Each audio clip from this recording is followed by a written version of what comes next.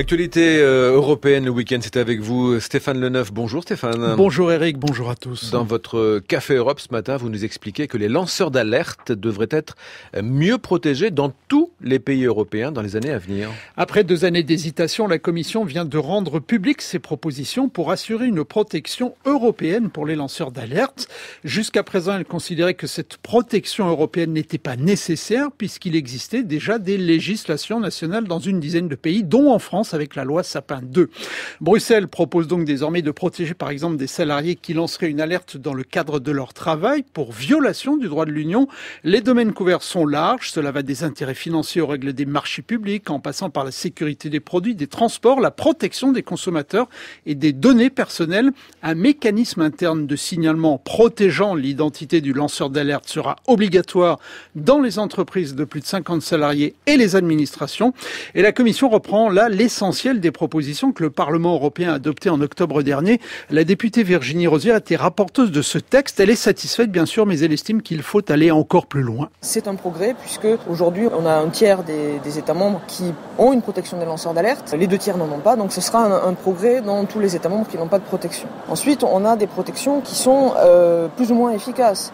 Le Luxembourg protège ses lanceurs d'alerte, si on lit la lettre du droit luxembourgeois, mais ça n'a pas empêché les poursuites. Donc on a là-dessus un progrès très clair avec un cadre contraignant et un cadre commun pour toute l'Union européenne. Donc c'est déjà un pas. Donc il faut mesurer l'importance. Il y a 2 ans, un peu moins de 2 ans de ça, quand on discutait sur justement la directive sur le secret des affaires, la réponse à l'époque de la Commission européenne était on ne voit ni l'intérêt, ni la nécessité, ni la possibilité d'avoir une protection des lanceurs d'alerte. En 2 ans, on a quand même parcouru beaucoup de chemin et je pense que le Parlement européen y a été aussi pour quelque chose. Nous, ce que nous allons continuer à demander, c'est une aide juridictionnelle pour soutenir les lanceurs d'alerte. Et puis aussi, lorsque les autorités indépendantes ont été saisies, une présomption de bonne foi pour le lanceur d'alerte qui renforce sa présomption justement de bonne foi et puis qui donne une charge supplémentaire pour les plaignants ou les personnes qui poursuivent les lanceurs d'alerte de montrer qu'il y a effectivement une atteinte et qu'on n'est pas dans le cadre d'une alerte. Donc ça, c'est des choses que nous allons pousser dans les débats. Virginie Rozière, députée européenne. Dans l'actualité européenne, Stéphane, cette bonne nouvelle pour ceux qui vont voyager. Depuis mardi, les Européens voyageant en dehors de l'Union peuvent bénéficier d'une meilleure protection consulaire. Si vous êtes dans un pays où il n'y a pas d'ambassade de France, eh bien, vous pourrez obtenir une assistance auprès d'une autre ambassade d'un pays des 27 qui, lui, sera bien présente dans le pays où vous vous trouverez. Protection possible en cas de crise, de catastrophe naturelle, de maladie grave, d'arrestation, de perte de vol de votre passeport. En Europe, quand on parle gros sous, c'est un peu comme dans beaucoup de familles, on n'est jamais loin de la dispute. En jargon bruxellois, on appelle cela le cadre financier pluriannuel. En clair, combien on met dans la caisse commune de 2020 à 2027 pour que l'Europe fonctionne? La somme, 1279 milliards d'euros. Alors avec le départ des Anglais, cela se complique car il faut compenser le trou de 15 milliards que laissent les Britanniques. Or, c'est la Commission qui gère le budget du magasin.